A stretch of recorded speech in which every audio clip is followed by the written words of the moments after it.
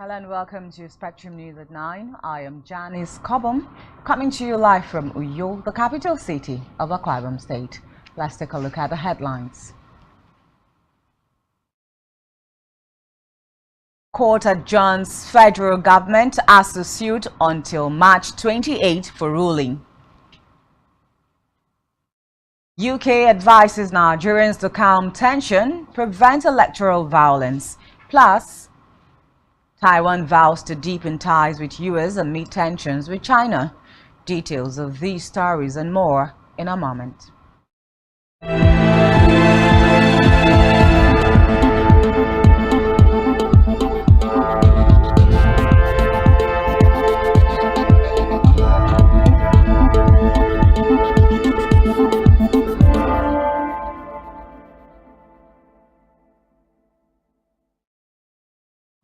A very good evening to you and welcome to the news at 9. First in a bulletin, the Federation Account Allocation Committee FAC says it shares 750.17 billion naira among the three tiers of government in January 2023. The figure represents a decrease of 240.02 billion naira compared to the 990.19 billion naira shared in December 2022. FAC disclosed this in a communique issued at the end of its meeting in Abuja that the federal government received 277.334 billion naira, state government received 244.975 billion naira, and the local government councils got 180.135 billion naira. Similarly, the mineral producing state received 32.730 billion naira as derivation. According to the figure released by committee, the sum included the gross statutory revenue, value-added tax VAT, electronic money transfer levies, augmentation from non-mineral revenue, and an additional sum of 15 billion naira from savings.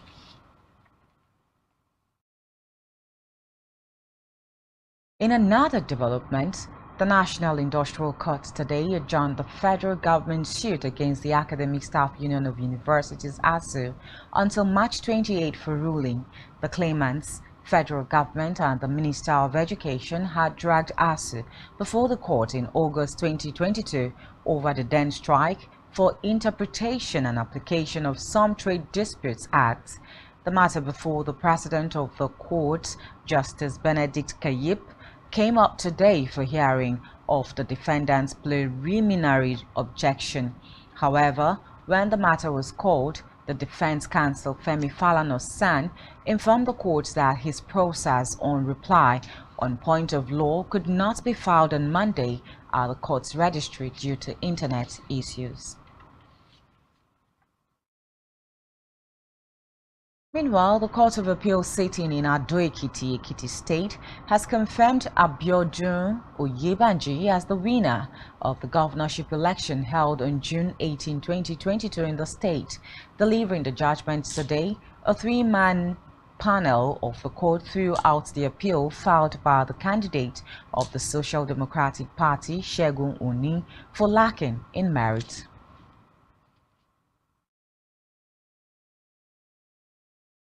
In a related development, a federal high court in Abuja has dismissed a suit seeking the removal of Usman Baba as the Inspector General of Police.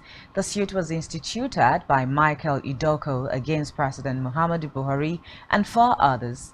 Delivering his judgment, Justice James Omotosho dismissed the suit on the grounds that the plaintiff lacked the legal right to institute it. He invoked Section 7, subsection 6 of the Police Act 2020, which puts the tenure of office of any IGP at 4 years. He maintained that the IGP occupies a sacrosanct 4-year tenure office, which has nothing to do with his retirement from the Nigerian police force.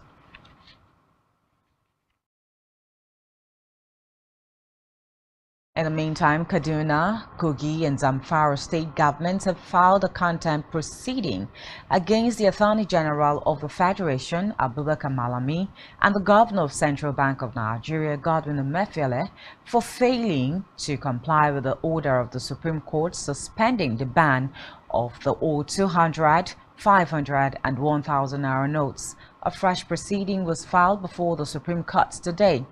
Recall that the three state governments had initially filed a suit against the federal government and the CBN on February 3 over the Naira redesign policy.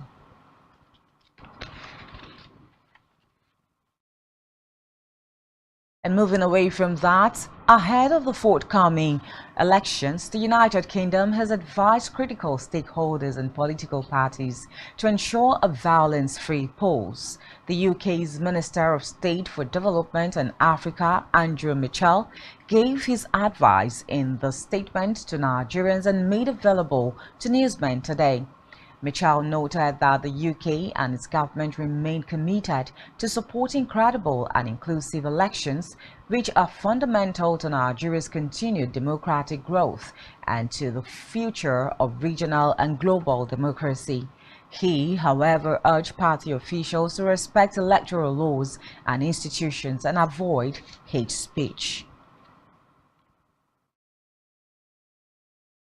In the meantime, ahead of next Saturday's elections, former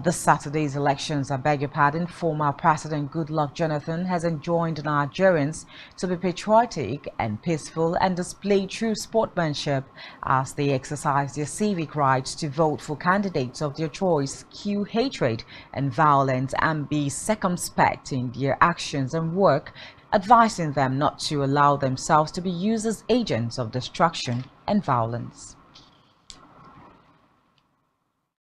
In politics, National Christian Elders Forum, being piloted by a former Minister of Defense, General Theophilus Danjuma, and other elder statesmen, has endorsed the presidential candidate of Labour Party, Peter Obi, for the February 25 elections.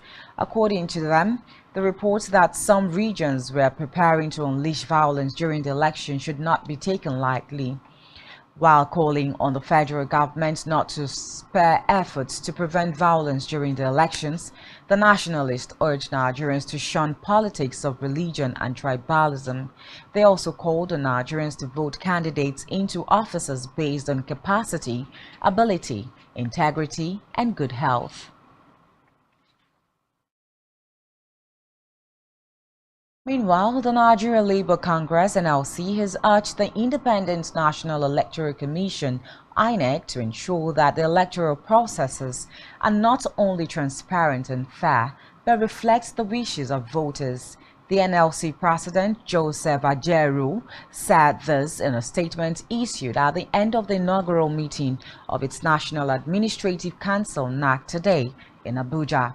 According to him, after an exhaustive deliberations, the NAC resolved and directed workers and indeed all Nigerians to come out en masse to perform their civic duties.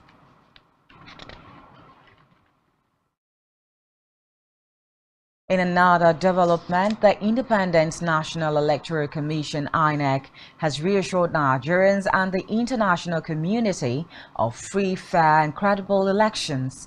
INEC Chairman Mahmood Yakubu gave the reassurance when he received the Commonwealth Election Observers Mission to Nigeria, led by former South African President Thabo Mbeki, at the Commission headquarters in Abuja.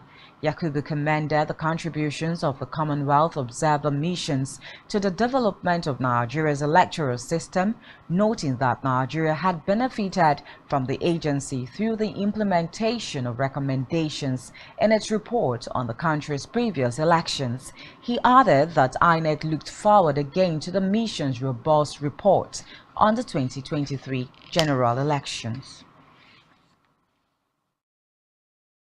In the meantime, a total of 146,913 domestic and international observers will be deployed for the 2023 general elections. This was made known by the Chairman, Independent National Electoral Commission, Mahmoud Yakubu, at the INEC briefing for observers of the 2023 general elections in Abuja today.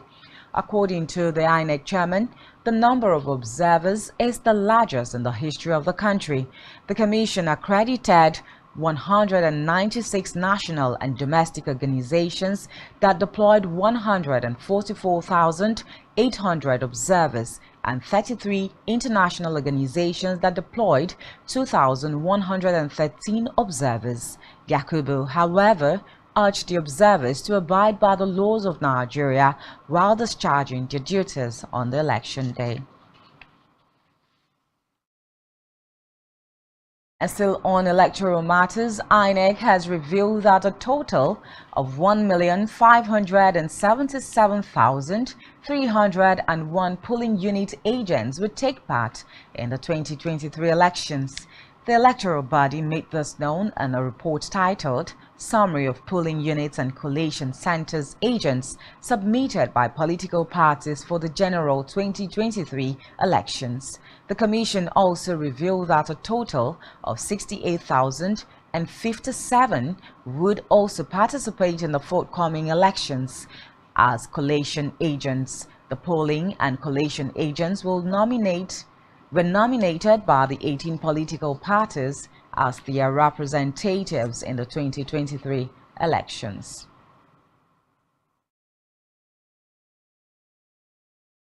Meanwhile, the Nigeria Security and Civil Defense Corps (NSCDC) has said it will deploy 102,000 officers as part of its commitment towards ensuring a hitch-free elections. The spokesperson for the Corps, Olushola Odumosu, disclosed that the safety of voters during and after election was a top priority, noting that the election would be violence-free. Odumosu added that operatives of the Corps that participated in the 2022 Osun and Ekiti elections have paid their outstanding allowance.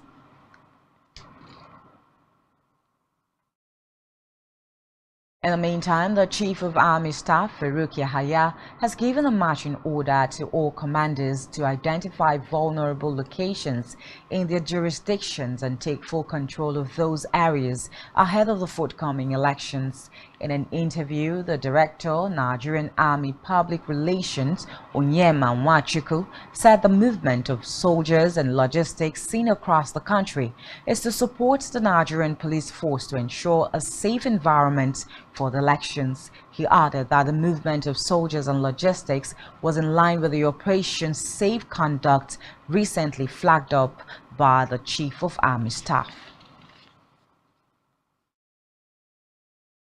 And away from that, the Theatre Commander Northeast Joint Task Force Operation Haidikai, OPHK, Major General Ibrahim Ali, has said that terrorists have been exposed to hardship due to the naira scarcity. Ali said the naira swap and cashless policy of the Central Bank of Nigeria, CBN, mitigated violent extremism in the Northeast. He stated this while interacting with members of the Nigerian Union of Journalists NUJ Borno State Council today in Maiduguri. The commander described the policy as a positive step, adding that it has mitigated terrorist activities since its inception. And a separate development, United Nations Educational, Scientific and Cultural Organization, UNESCO, has called on nations to pursue a policy of multilingual education as part of its goal on International Mother Language Day.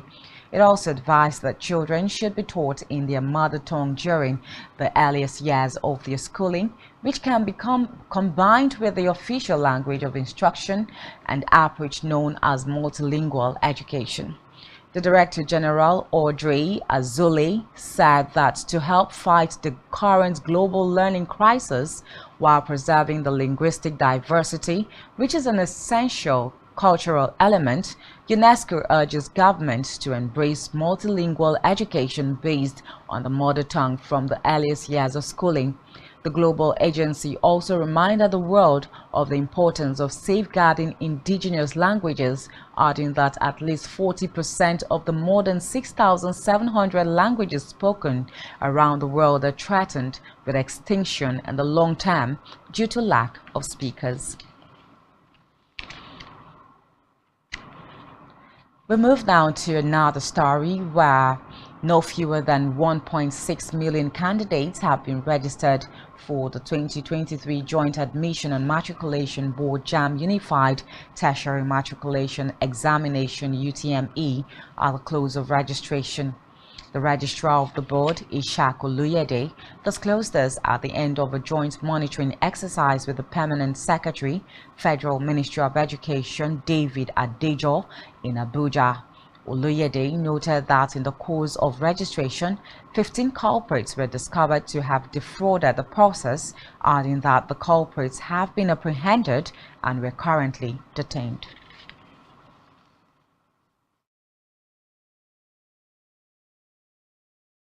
And still to come in the news, Nigeria external reserves drops by $1.25 billion as Nigerians seek dollar. Stay with us.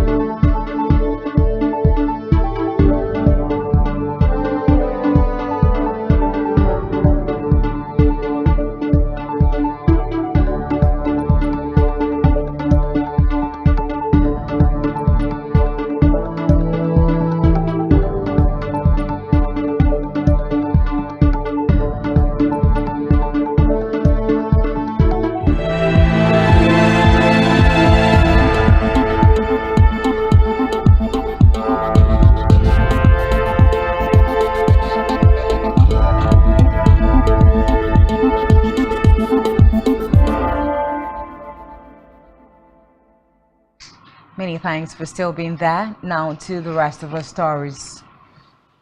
Moving now to Africa, where 3 UN peacekeepers have been killed and 5 others seriously wounded by an improvised explosive device IED in central Mali. In a post on social media, the UN Commission said one of its convoy had been targeted. It is one of the UN's more dangerous deployments, with more than 200 peacekeepers killed during 9.5 years of operation.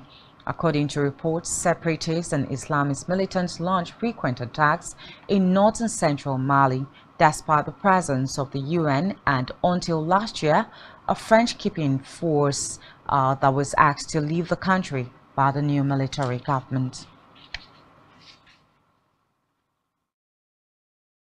And still in Africa, the army in Burkina Faso says more than 50 soldiers were killed in an attack by presumed Islamists in the north. It said in a statement that 51 bodies had been found so far, as several soldiers were still missing and 3 wounded soldiers had been evacuated from the scene.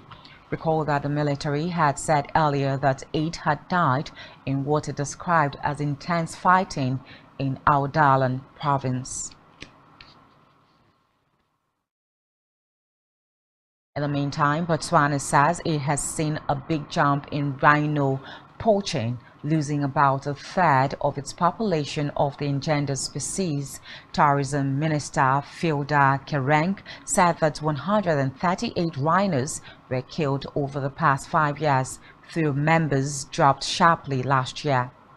The minister attributed the rise to continuing international demand for rhino hunt, especially in South Asia.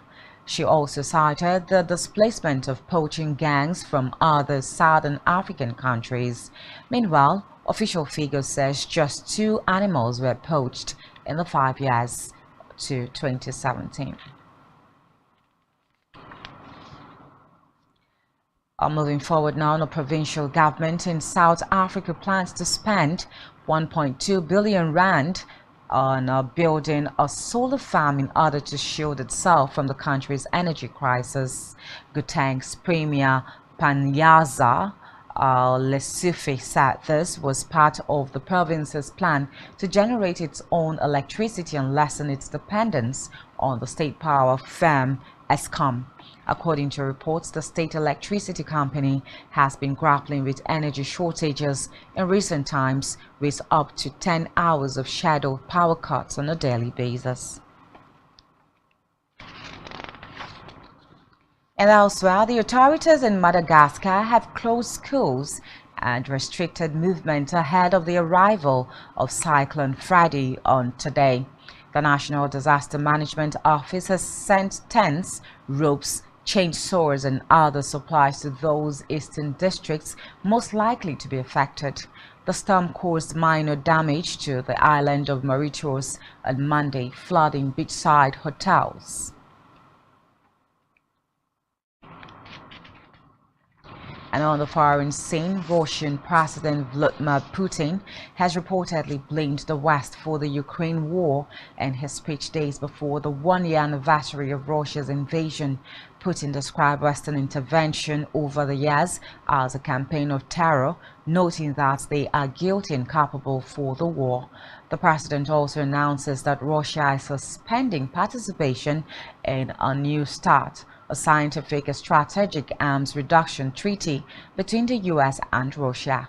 He said that the country needs to be ready to test nuclear weapons if the United States carries out the test. In a related development, fresh from an unannounced visit to Kyiv, US President Joe Biden rallied NATO allies in Poland today to stress that the United States is squarely behind Ukraine and committed to bolstering the alliance's eastern flank. Earlier, Russia's Vladimir Putin said Moscow would suspend its participation in the last remaining arms control treaty, with Washington as part of an anti-Western speech delivered days before the anniversary of the Ukrainian offensive. Poland's President Andrzej Duda has urged leaders of Western countries to stand firm in their support for Ukraine today. Meanwhile, ordinary Ukrainians are looking to the one-year anniversary of Russia's invasion with growing confidence. In the meantime, President Tsai Ing-wen today, after meeting with visiting U.S. lawmakers, said Taiwan will boast military exchanges with the United States to curb authoritarian expansionism. The 5-day U.S. congregational visit comes after a top U.S. defense official reportedly made a rare and highly secretive stopover to the self-ruled island as Washington-Beijing tension flared over alleged Chinese spy balloons. According to reports, going forward, Taiwan will cooperate even more actively with the United States and other democratic partners to confront such global challenges as authoritarian expansionism and climate change. Meanwhile, Tsai did not provide further details on what the future exchanges might entail. Meanwhile, France has matched its record dry spell of 31 days without significant rainfall, the country's weather service said today, amid concerns over water reserves in parts of Europe still reeling from last year's severe drought. with rainfall over the entire country of less than 1 millimeter a day since January 21. Weather Service Meteo France said the absence of precipitation equals the record set in spring 2020. Winter is normally a crucial period for recharging groundwater levels with rainfall, according to the European Union's Copernicus Climate Monitor C3S. Last month was the third warmest January on record in Europe, with temperatures on New Year's Day reaching all-time highs in some parts of the continent. And still on the foreign scene, a 6.4 magnitude earthquake has rocked Turkey's southern province of Hatay and northern Syria, killing 6 people and sparking fresh panic after a massive February 6 tremor that left nearly 45,000 people dead in both countries. The Afad Disaster Response Agency reported the deaths as well as nearly 300 hospitalizations, while in Syria, the White Helmets aid group said at least 150 people were injured in the Aleppo region. Turkey's disaster management agency said on Twitter that a 5.8 magnitude quake followed 3 minutes later, with its epicenter in Samandang district of Hatay province. The agency recorded 2 more tremors with magnitudes of 5.2 around 20 minutes after the first hit.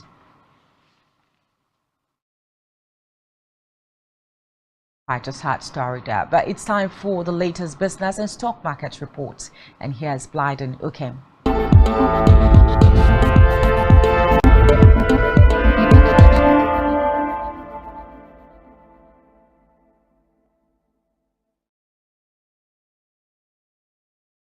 Thank you, Janice Cobhams. Good evening. It's business news. My name is Blyden Ukem.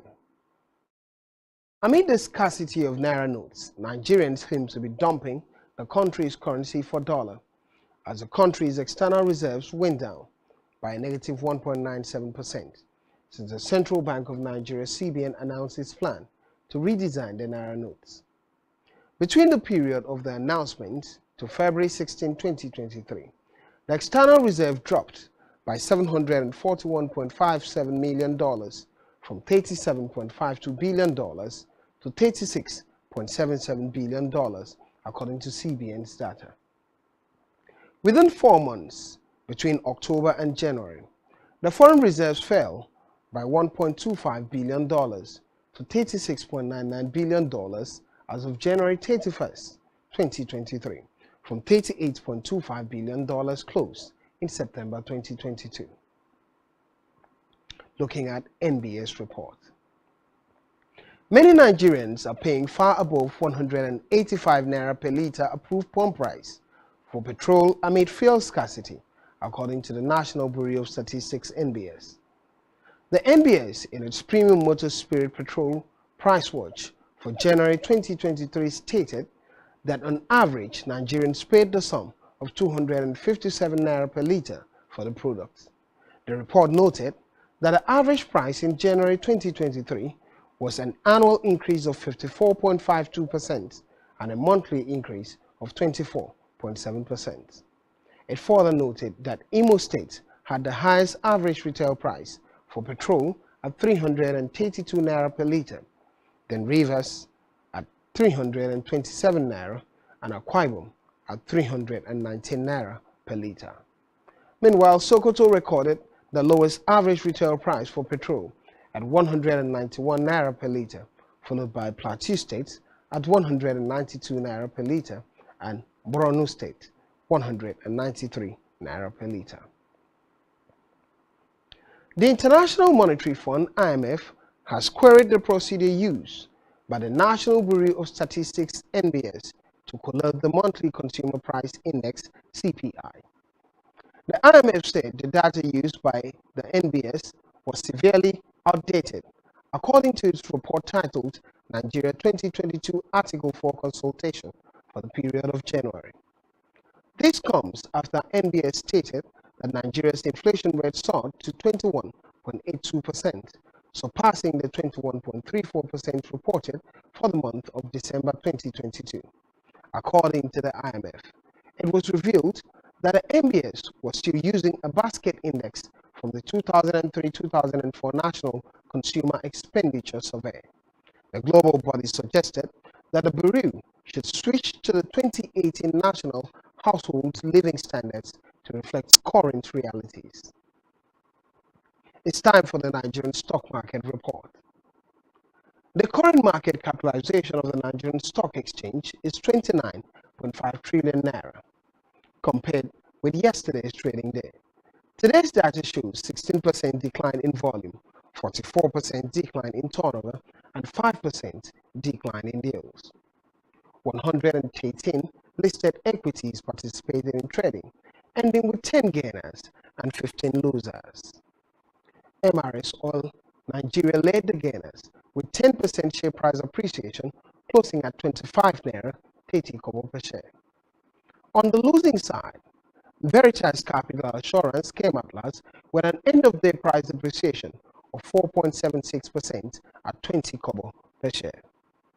Guarantee Trust Holding recorded the highest volume of 31.1 million traded shares. Regarding the performance of market indices, the benchmark All-Share Index span 35.04 basis points to close at 54,189.31 points. This is all on business news. I'm back to Yanis Kobams for the rest of the news. Many thanks, Blyden Okem. And still to come in the news, up 500,000 naira. Do stay with us.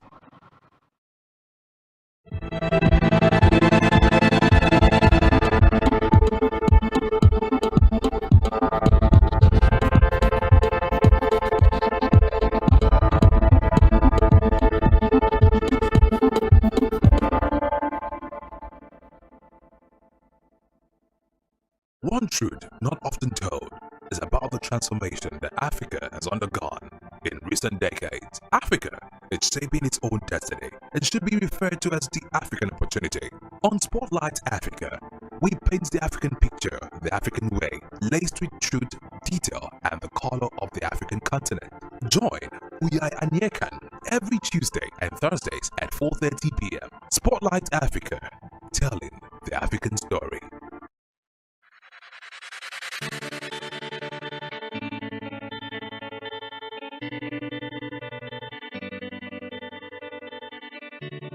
Every day, we bring you up-to-date information on topical issues affecting the common Nigerian, from issues on politics, Hello, Nigeria.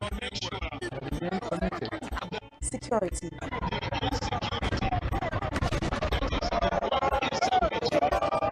education, health, lifestyle, and so much more. Join Janice Kobum and Uyai Anyekan every weekday from 7 a.m. to 9 a.m. on Rise and Shine Daily, exclusive on Spectrum Television.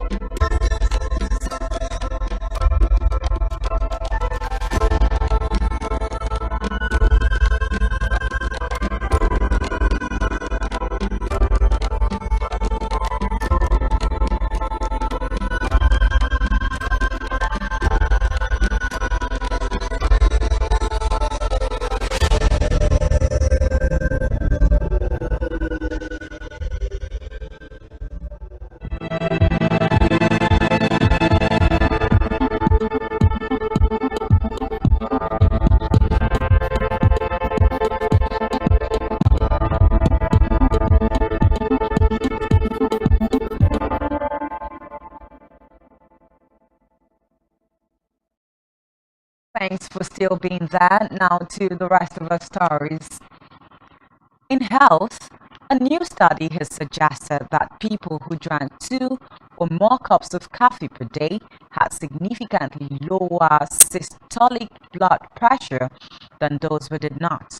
The study, which was published in MPDI open access journals, also found a link between drinking more cups and lower peripheral pulse pressure (PP), among other blood pressure measurements.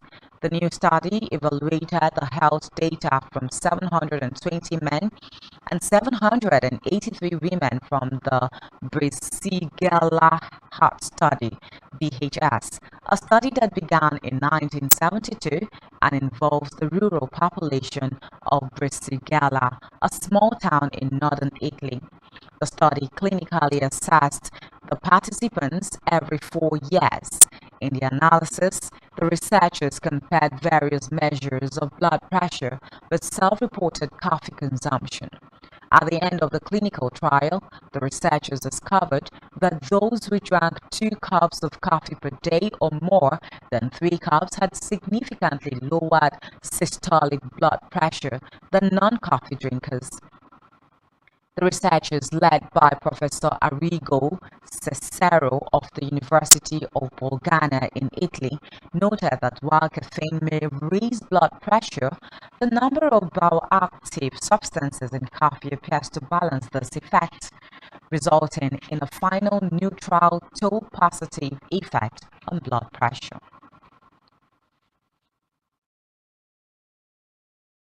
And still in health, the Nigeria Center for Disease Control and Prevention, NCDC, has confirmed 68 more cases of Lassa fever, raising the total number of confirmed cases in the country to 531. The NCDC, in its Lassa fever situation report for week 6, revealed that the disease killed 15 persons in 1 week as the death toll rose to 85 from January to February 12, 2023. According to the report, the number of suspected cases increased compared to that reported for the same period in 2022. The suspected cases of the infection for week 6 in 2022 were 1,631, while the suspected cases for week 6 in 2023 are 2,244. According to the agency, the late presentation of cases is leading to an increase in the case fatality rate.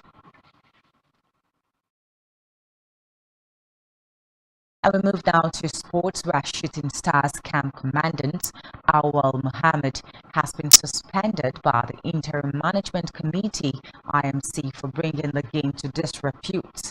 Mohammed was pictured urinating in the center circle before Shooting Stars matchday 9 clash against Aqua United in Ibadan on Sunday. The official was suspended from all NPF-related activities for 1 year, effective immediately. Similarly, the club is also fined 500,000 for failing to control Mohammed's conduct. Shooting Stars have the option to appeal, but in the case of submission to the judgment, they must pay the fine within 7 days. The Oloyole Warriors held Aqua United to a 2-2 draw in the game. And still talking sports, the $1 million fine imposed by the WTA Tour for the ban on Russians and Belarusians at last summer's grass courts event will be halved if the players from the 2 nations are allowed to enter this year. In 2022, the Lawn Tennis Association (LTA) and the All England Club banned all entries from the countries following Russia's invasion of Ukraine. The WTA fined the organization $750,000 and $250,000 respectively, and Wimbledon will be stripped of its ranking points. Meanwhile, Giannis Antetokounmpo has avoided serious damage after further testing on his injured right wrist ahead of the Milwaukee Bucks' run to the playoffs. Antetokounmpo played only 20 seconds in Sunday's All-Stars game, where Team Giannis won 184 to 175 over Team LeBron in Utah. The Greek forward exited with a wrist injury that he had initially suffered in Thursday's win over the Chicago Bulls, trying to block a Kobe White shot. The 28-year-old had also opted out of Saturday's skill challenge, replaced by Book's teammate Drew Holiday. And to some entertainment stories, famous Nollywood actress and filmmaker Tony Abraham has responded to critics of her support for the presidential candidate of the All Progressives Congress APC, Bola Tinubu. Recall that the actress had early in January, during a live interview on a popular television talk show Your View, said she would be voting for Tinubu because she loves him for the things he has done for her industry. The actress has been called out, insulted, and trolled on social media since her declaration. And speaking amidst the backlash, the unbothered Tony, during a live Instagram session with actress Kemi Afolabi, said those who placed curses on her over her preferred candidate were wasting their time. And still on entertainment, famous Nollywood actress Tonto DK has advised women to choose their children's father carefully. Tonto warned the public to learn from her mistakes, noting that her mission is to show them how to survive a broken man and not to hate men. This is coming days after Tonto advised single mothers not to stop telling their stories, as their children would question why they never fought for themselves or told their truths, insisting that a good father does not have to be a good husband. The actress and her ex-husband, Olakunle Churchill, have been on social media dragging each other over their son, King Andre.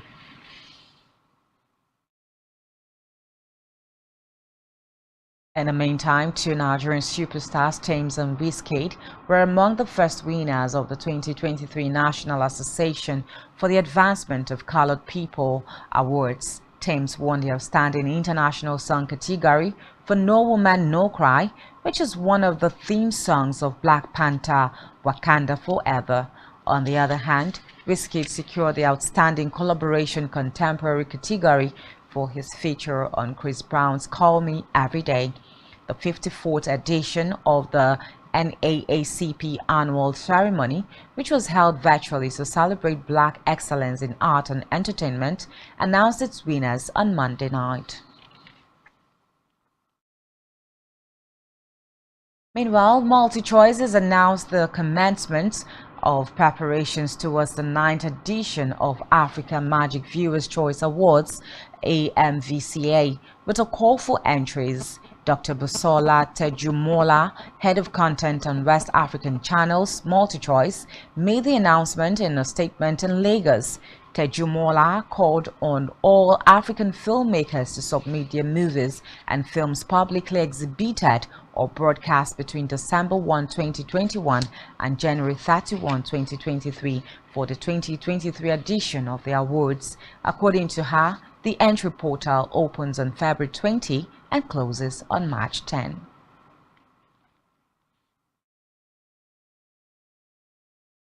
And finally tonight, Joseph Finesse is to play England's men's football manager Gareth Southgate in a new play about the pressure of penalties at the National Theatre. Writer James Graham said Dear England would highlight the gentle revolution in the theme's culture under Southgate. Reports say it is inspired by Southgate's journey since his infamous penalty miss for England in 1996 and how he has fed into changing notions of masculinity.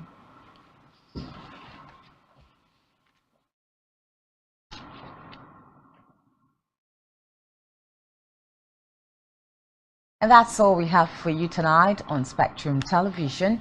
Do well to follow us on all our social media handles and subscribe to your YouTube channel, all of which you can find on our website at spectrumtv.ng.